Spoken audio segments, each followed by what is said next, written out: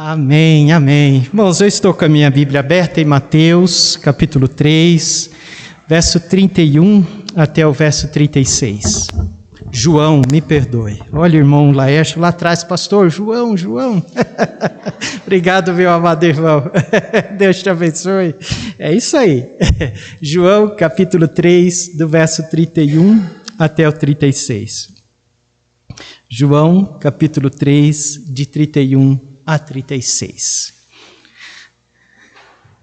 João, capítulo 3, de 31 a 36. Quantos acharam? Amém? Leiamos, irmãos, a palavra do nosso Deus, que diz: aquele que vem de cima é sobre todos, aquele que vem da terra é da terra e fala da terra, aquele que vem do céu é sobre todos. E aquilo que ele viu e ouviu, isso testifica, e ninguém aceita o seu testemunho. Aquele que aceitou o seu testemunho, esse confirmou que Deus é verdadeiro. Porque aquele que Deus enviou fala as palavras de Deus, pois não lhes dá Deus o Espírito por medida. O Pai ama o Filho e todas as coisas entregou nas suas mãos. Aquele que crê no Filho tem a vida eterna, mas aquele que não crê no Filho não verá a vida, mas a ira de Deus sobre ele permanece. Amém? Vamos orar, vamos falar com Deus. Pai, diante da Tua presença, mais uma vez, nesta noite, nós nos encontramos, e agora para pedir a Tua ajuda, a capacitação do Teu Espírito na transmissão da Tua palavra. Que o Senhor possa trabalhar no nosso coração hoje à noite, que toda a nossa mente, nosso pensamento, enfim, tudo de nós possa estar voltado para a Tua palavra. Assim nós oramos em nome de Jesus. Amém. Podeis assentar, meus irmãos, porque Cristo veio, porque Jesus veio a este mundo. Uma coisa é certa, meus irmãos, que quanto mais nós conhecemos de Cristo, quanto mais nós conhecemos Ele, mais nós o admiramos, não é verdade? Quanto mais o conhecemos, mais nós passamos a amar, aumenta o nosso amor para com o Senhor Jesus. E quando nós conhecemos o Senhor Jesus, ou quando nós começamos a ler sobre Ele, nós descobrimos razões pelas quais Ele veio a este mundo. Nós sabemos de que ao se encarnar, ao se tornar homem, assim como nós, a fim de ser o nosso Salvador, para levar sobre si os nossos pecados, para morrer na cruz do Calvário, ele veio, ele fez isso por nós, e ao fazer isso, ao vir aqui, com esse objetivo, ele também trouxe grandes verdades para nós. Ele trouxe grandes informações para nós. E estes versículos que nós acabamos de ler, eles apontam para estas verdades. Verdades estas que são fundamentais. Verdades estas que, ao vir aqui, o Senhor Jesus nos informou e nos fez saber acerca destas verdades. E é sobre estas verdades que nós iremos pregar hoje, que Jesus trouxe a nós ao vir aqui. Veja o verso 31 comigo, diz: aquele que vem de cima é sobre todos, e aquele que vem da terra é da terra, e fala da terra. Aquele que vem do céu é sobre todos. Então note que esse versículo está nos dizendo que quando o Senhor Jesus Cristo veio aqui, Ele veio falar das coisas do céu. Quando Ele veio aqui, Ele veio falar das coisas pertencentes ao céu. Cristo, meus irmãos, tendo a sua origem celeste, Ele veio testemunhar das coisas celestes. Ele veio nos informar acerca das coisas do céu. As coisas da terra nós conhecemos muito bem. Com o passar dos anos, nós vamos conhecendo as coisas desta terra. Talvez um irmão mais experiente aqui conhece mais do que o Henrique das coisas dessa terra. Mas o Henrique, com o passar dos anos também, ele também vai conhecendo e vai conhecer muitas coisas acerca dessa terra. Nós conhecemos muito bem isso. Mas Senhor Jesus veio trazer para nós conhecimento do céu. E quais são estas coisas que ele trouxe para nós? Versículo 32 diz: e aquilo que ele viu e ouviu, isso ele testifica. O que ele viu e ouviu, ele testemunha. Mas quais são estas coisas? Quais são estas coisas que o Senhor Jesus ouviu e viu? Veja o versículo 12 e versículo 13 do mesmo capítulo. Versículo 12, Jesus falando a Nicodemo: se vos faleis das coisas terrestres e não crestes, como crereis se vos falar das celestiais? Ora, ninguém subiu ao céu senão o que desceu do céu, o Filho do homem que está no céu. Ao olharmos para o discurso de Jesus a Nicodemos, nós aprendemos que as coisas que Jesus trouxe acerca do céu, as informações que ele trouxe do céu, estão ligadas a como nascer de novo. Estão ligadas a como nascer do alto. Versículo 7, ele diz: necessário vos é nascer de novo. Esta palavra de novo, ela também tem o sentido do alto, nascer de cima. Ele veio trazer para nós como uma pessoa pode nascer do alto, como uma pessoa pode se tornar herdeiro dos céus. E ele veio trazer informações lá do alto.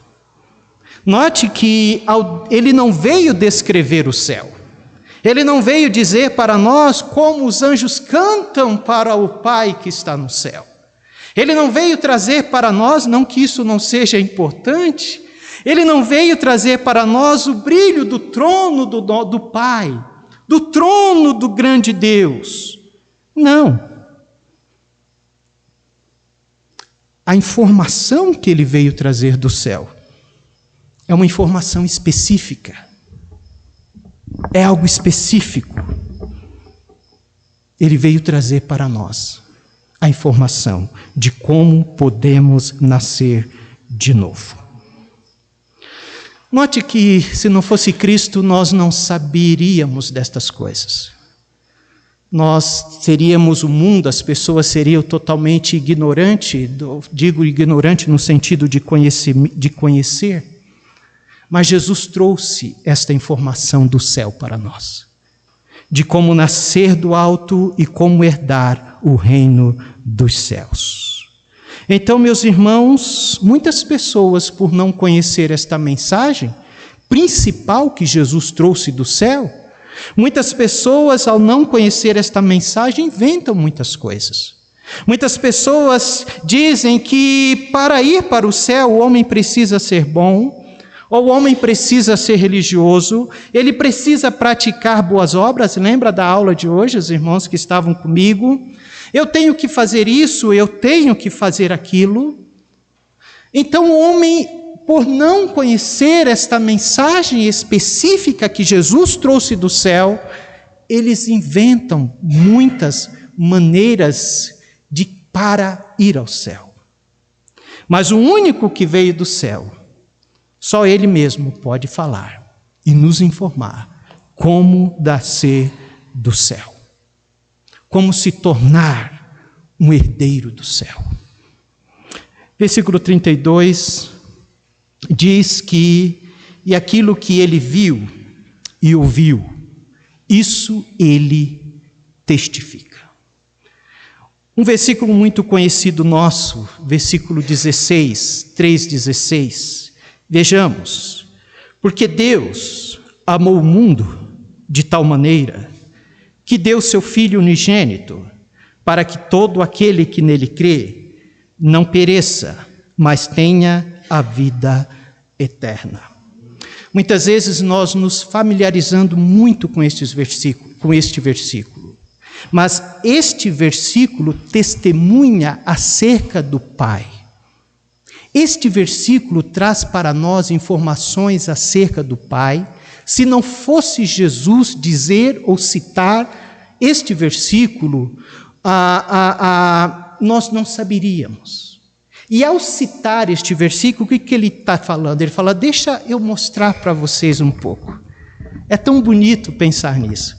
Ele está pensando, deixa eu abrir a janela do céu um pouco e deixa eu falar um pouco do Pai para vocês.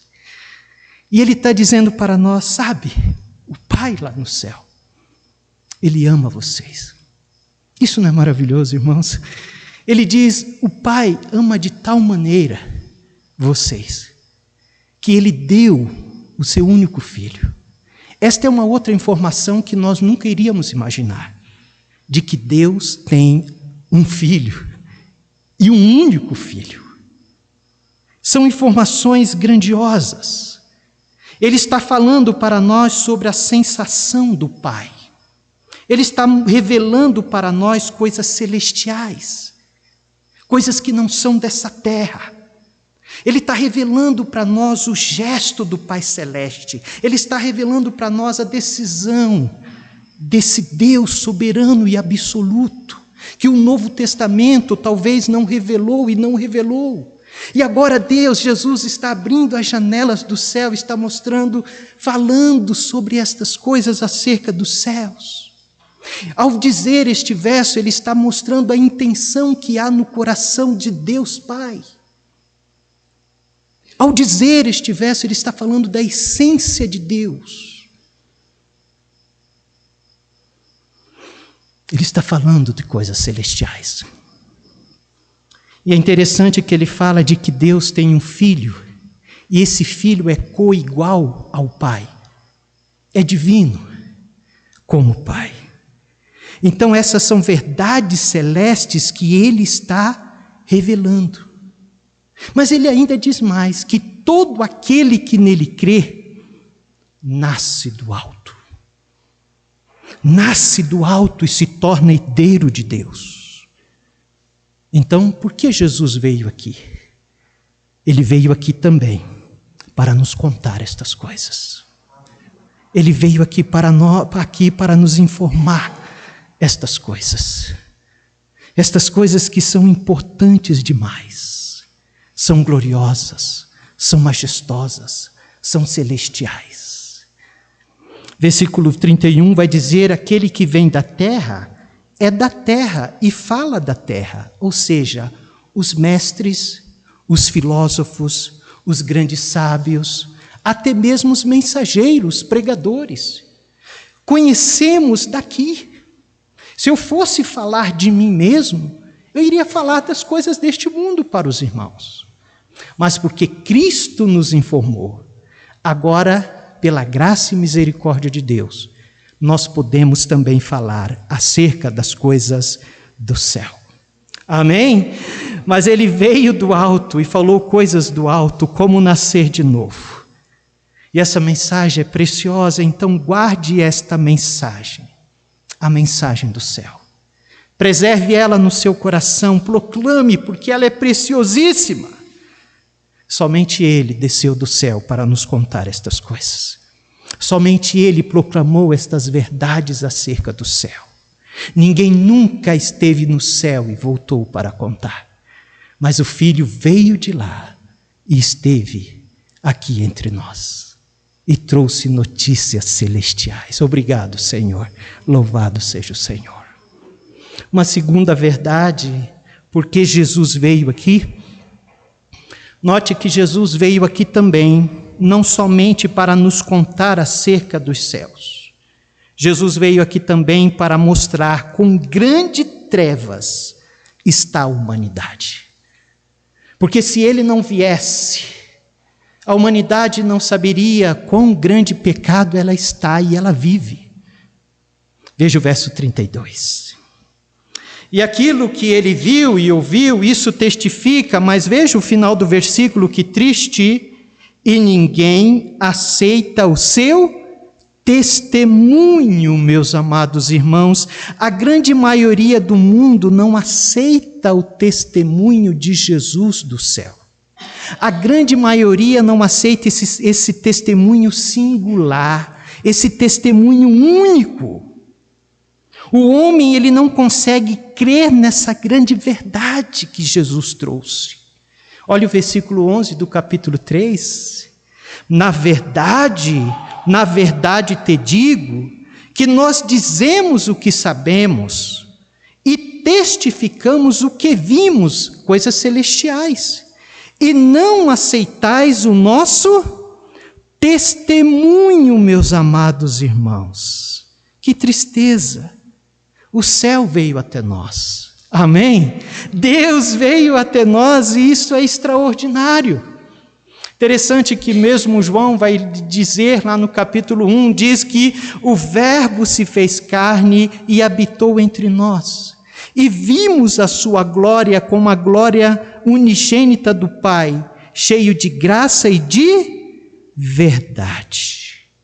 Ele veio até nós e ele veio mostrar quão trevas está esta humanidade.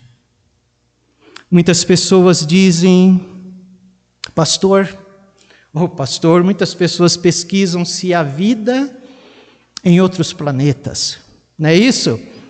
E dizendo, será que eles lá, os OVNIs, os ETs, será que eles têm algo para nos oferecer? Mas o próprio Deus se fez carne e veio até nós. Ele veio até nós. Lembra da passagem do rico e Lázaro? A Bíblia diz que Lázaro foi para o seio de Abraão. E o Lázaro disse, Senhor, manda alguns dos teus servos ir lá dizer para os meus irmãos, eu tenho alguns irmãos, não sei que era 3 ou 4, eles precisam saber disso para não vir para este lugar. Aí o Senhor vai dizer, mas eles têm a Moisés, a lei e os profetas. Mas abra sua Bíblia lá, é melhor os irmãos lerem, abra lá Lucas capítulo 16, veja que interessante que tão grande trevas está o coração do homem. Veja que Jesus também nesse texto revela como é o coração do homem. João 16, 27 a 31. João 16, 27 a 31 diz assim, E disse ele, rogo-te, pois, ó Pai, que o mandes à casa de meu pai, pois tenho 5 irmãos, para que lhes dê testemunho, a fim de que não venham também para este lugar de tormento. Disse-lhe Abraão, tem Moisés e os profetas, ouçam-nos. E disse ele, não, pai Abraão, mas se algum dentre os mortos fosse ter com eles, arrepender-se-iam. Olha o que vai dizer, porém, ele lhe disse, se não ouve a Moisés e os profetas, tampouco serão persuadidos, ainda que algum dos mortos ressuscite. O coração do homem está tão perdido, duro, que ainda que alguém levantasse dos mortos e viesse aqui, iria crer. Tanto que eles não creram até mesmo no Filho. Mas o Senhor Jesus, na sua vinda, não somente mostrou o coração endurecido do homem. Na sua vinda também ele dividiu a humanidade. Ele dividiu. Há aqueles que creem e os que não creem. E os que não creem são a maioria, são a maior parte. Onde tem mais pessoas hoje à noite? Nas igrejas ou nas ruas? Onde tem mais pessoas nessa noite de carnaval? Aqui, nas igrejas ou na praça? Na praça. Mas, no entanto, veja o que Jesus diz no verso 33 de João, capítulo 3. Aquele que aceitou o seu testemunho, este confirmou que Deus é verdadeiro. O Senhor Jesus está mostrando um outro grupo de pessoas aqui.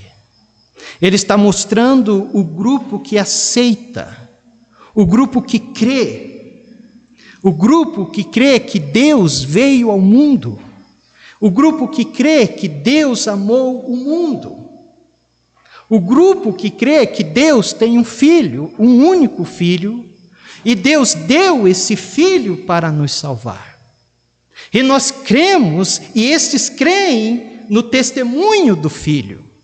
E estes creem no testemunho do alto. Estes creem que já nasceram de novo e que irão herdar o reino dos céus. Jesus diz que há este grupo, os que creram. E ele diz que os que creram confirmou de que Deus é verdadeiro. Quando ele diz isso, ele está dizendo que os que creem colocam o selo de credibilidade no testemunho de Jesus. Nós colocamos o selo de credibilidade do testemunho do nosso Salvador. Que o seu testemunho, de fato, é o testemunho do Pai. Porque o próprio Cristo diz: quem ouve a mim, ouve o Pai. E quem crê em mim, crê no Pai. Ele deu testemunho do Pai. Quem não aceita o testemunho de Jesus, quem não acredita, diz que o Pai é mentiroso. Isso é muito triste. Quem não acredita no testemunho de Jesus está dizendo que ele não é verdadeiro. E ao dizer que ele não é verdadeiro, automaticamente está dizendo de que o Pai é mentiroso. Porque o testemunho de Jesus é o testemunho do Pai. Meus irmãos, eu queria chamar a sua atenção para isso. Veja como isto é sério. Veja como isto é sério. Rejeitar Jesus não é só rejeitar Jesus. Quem duvida de Jesus está dizendo de que Deus é mentiroso. Quem rejeita Jesus, rejeita o próprio Deus. E a humanidade está dividida. Jesus veio dividir a humanidade. Daqueles que rejeitam e aqueles que aceitam o testemunho de Jesus. A humanidade diante de Deus não está dividida em cor e nem em classes sociais. A humanidade diante do nosso Deus está dividida naqueles que creem e os que não creem. Aqueles que dizem que Deus é verdadeiro e aqueles que dizem de que Deus é mentiroso. Que o testemunho de Jesus não é a verdade. E ao dizer que o testemunho de Jesus não é verdade, ele está dizendo de que Deus é mentiroso. Isso é muito sério.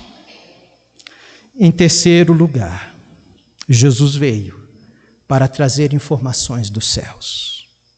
Jesus veio para também dividir a humanidade. E Jesus veio para mostrar quão duro e longe está o coração da humanidade de Deus. Ele disse que nem ainda se alguém ressuscitasse dos mortos e pregasse acerca do testemunho de Jesus ou de Deus, eles acreditariam. E o próprio Filho veio, e o próprio Jesus disse: eles não aceitam. Mas em terceiro lugar, Jesus veio para testificar com força aqui também. Testificar com força, testificar com poder.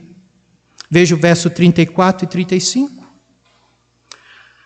Verso 34 diz: porque aquele que Deus enviou fala as palavras de Deus, pois não lhe dá Deus o Espírito por medida. Como assim Jesus testifica com força? Meus amados irmãos, quando os profetas falavam no Velho Testamento, Deus deu para os profetas um espírito de medida. Deus deu para eles uma medida e uma capacidade de revelação. O Senhor falava por meio dos profetas, dando esta medida de poder e de revelação. Muitos dos profetas, eles perscrutavam, eles procuravam saber, para poder entender a mensagem que eles estavam falando, que muitos não compreendiam, entendiam a mensagem de Deus. Eles recebiam uma capacitação de Deus para revelar a verdade, mas era limitada. Mas é interessante que a Bíblia fala sobre Jesus. A palavra de Deus diz que o Pai não deu a ele um espírito por medida. Louvado seja Deus. Com Jesus é diferente. Ele recebeu uma capacitação completa. Ele recebeu uma capacitação plena. Tudo aquilo que Jesus diz para nós, Ele fala na sua totalidade. Ele fala na totalidade de que Deus quer que Ele revele. Louvado seja Deus por isso.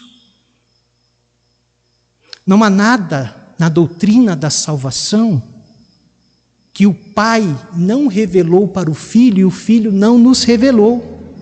Não há nada. Nós conhecemos por meio de Jesus completamente tudo que diz respeito à salvação. Ele falou tudo, de como eu posso me tornar um filho de Deus, de como eu posso nascer de novo, de como eu posso herdar o reino dos céus. João 3,16 nos diz isso.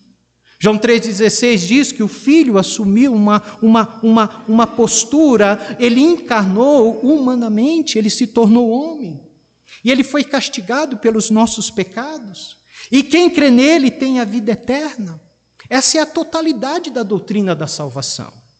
Tudo o que o homem precisa saber a respeito de como ir para o céu, Jesus revelou para nós.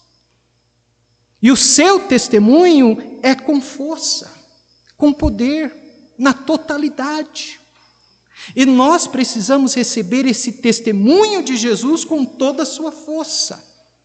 Nós não podemos minimizar esse testemunho, nós não podemos duvidar desse testemunho, nós não podemos nos defender dele, mas nós devemos receber com toda a força que ela tem, com toda a força dada pelo Espírito de Deus a Jesus. E diante desse testemunho, nós só temos uma saída: nos prostrar diante dela. Nos prostrar, crer, receber esse testemunho forte do Senhor para nós. Receber o testemunho do Filho, que foi lhe dado sem medida. Mas o versículo 35 vai nos dizer outra verdade. Diz: o Pai ama o Filho e todas as coisas entregou em suas mãos. Não somente revelou com toda a força e completude, mas o texto bíblico também está nos dizendo que o Pai deu autoridade para ele falar destas coisas. Quando a palavra de Deus diz que o Pai ama o Filho e todas as coisas o entregou, Deus está falando de que o Pai deu toda a autoridade ao Filho falar acerca destas coisas. É um testemunho forte E é um testemunho com autoridade dos céus. Louvado seja Deus. Amém? E como que a gente deve se prostrar diante de um testemunho tão forte e com toda a autoridade? A palavra de Deus diz, o apóstolo Paulo diz, de que o amor de Cristo lhe constrangia. Ao ouvir sobre o Evangelho, sobre a doutrina da salvação, ao ouvir o testemunho forte de Jesus e a autoridade na qual Ele transfere esse testemunho, o nosso coração deve se constranger, deve se quebrar e se prostrar diante desse Deus Todo-Poderoso. E dizer, eu recebo esse testemunho. Eu quero esse testemunho para a minha vida. E esse testemunho serve de consolo, de alegria e de fortaleza para a nossa vida. Serve ou não serve? Como serve? Quando nós ouvimos o testemunho da salvação, do que Cristo fez por nós, isso traz um consolo tão grande, um conforto tão grande, porque esse testemunho tem a autoridade e a força do céu que bate no nosso coração e traz o consolo e o refrigério que nós necessitamos. E ultimamente, por que Cristo veio aqui?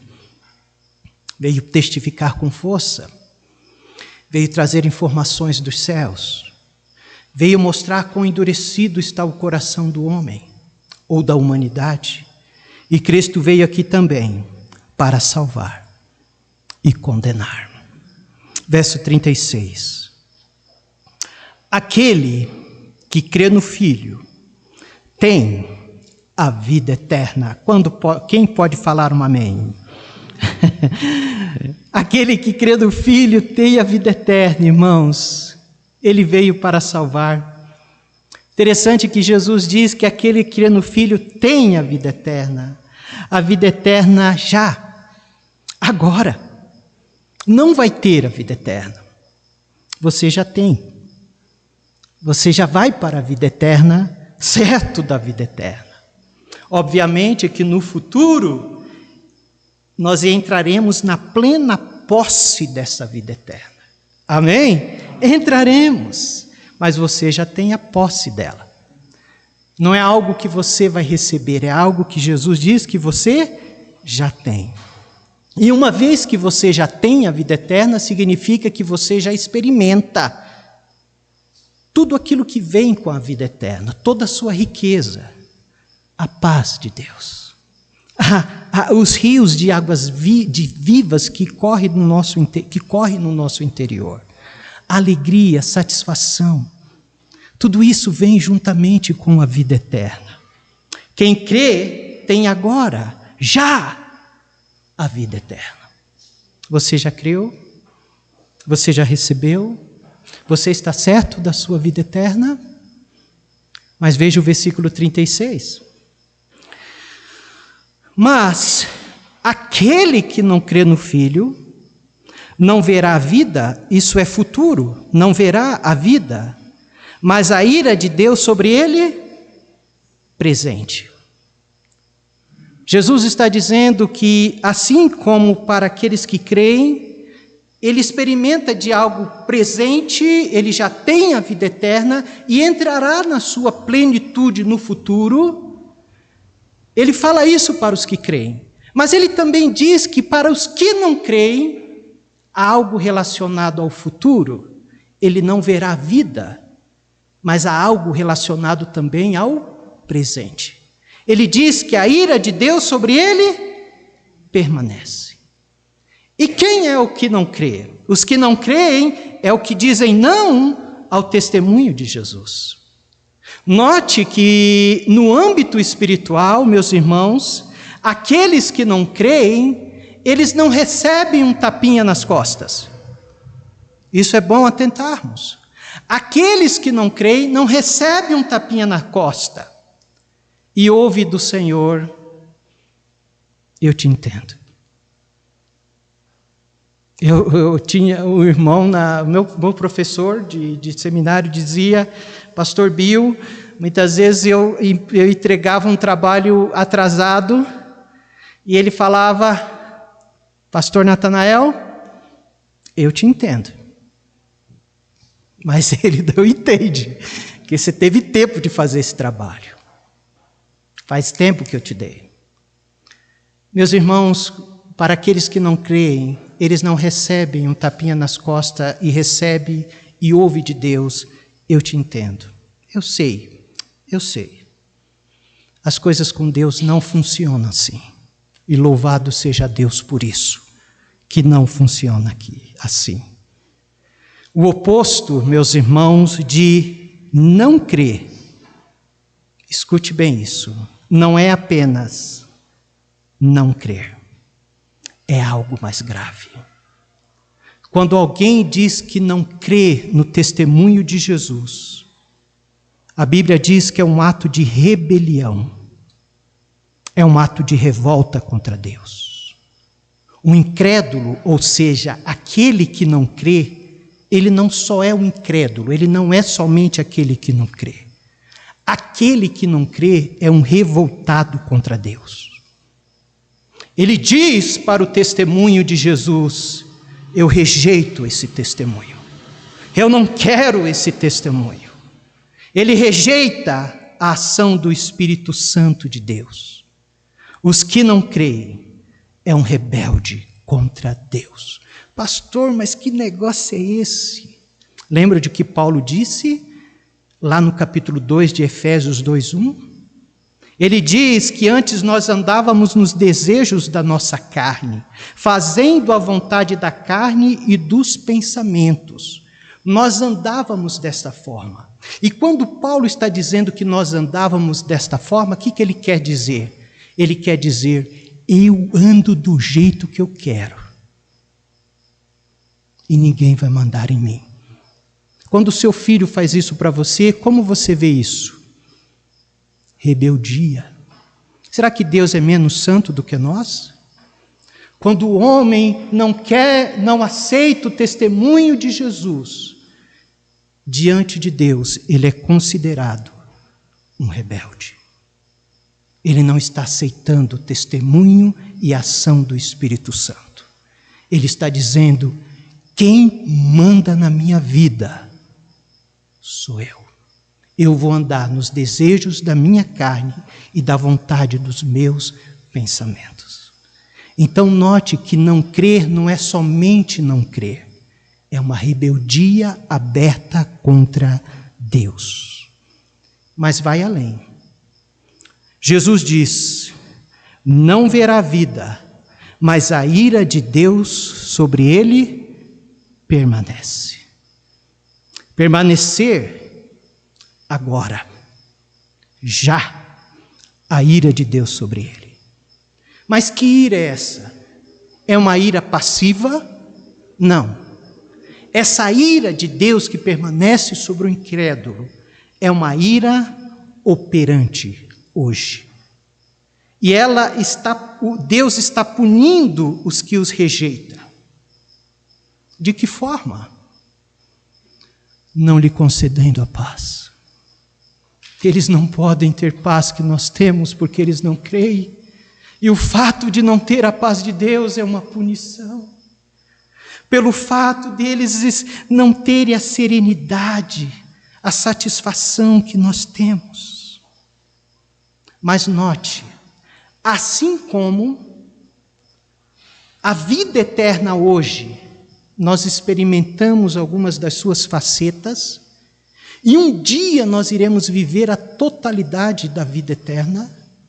A ira de Deus também sobre os que não creem hoje é apenas uma faceta.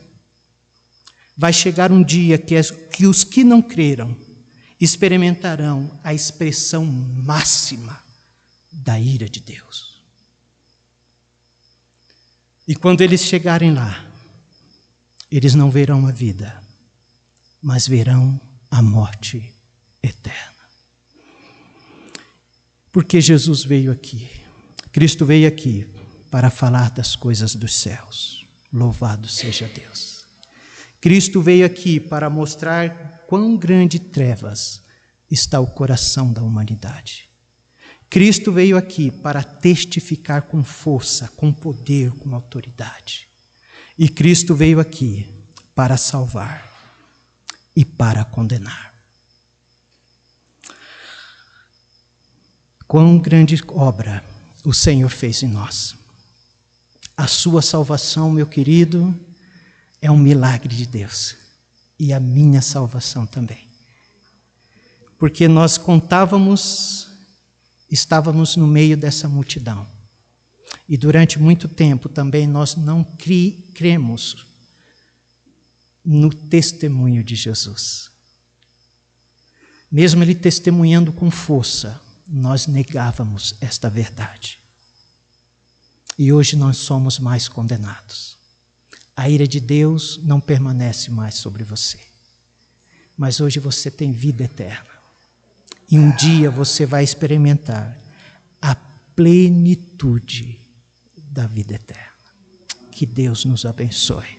Que Deus fortaleça nossas vidas. Esta mensagem, ela tem como objetivo aumentar o nosso amor por Jesus, por tudo que Ele fez por nós. E esta mensagem também tem como objetivo a intercessão. Porque enquanto estamos aqui, em muitas praças do nosso Brasil, há uma grande multidão. E sobre esta multidão permanece a ira de Deus. Olhar para eles não para nos sentirmos melhores, mas olhar para eles como Jesus olhou, com compaixão, com graça, de que Jesus quer usar a sua vida para ser uma testemunha viva do amor, do testemunho do Senhor a essas vidas. Que Deus nos capacita.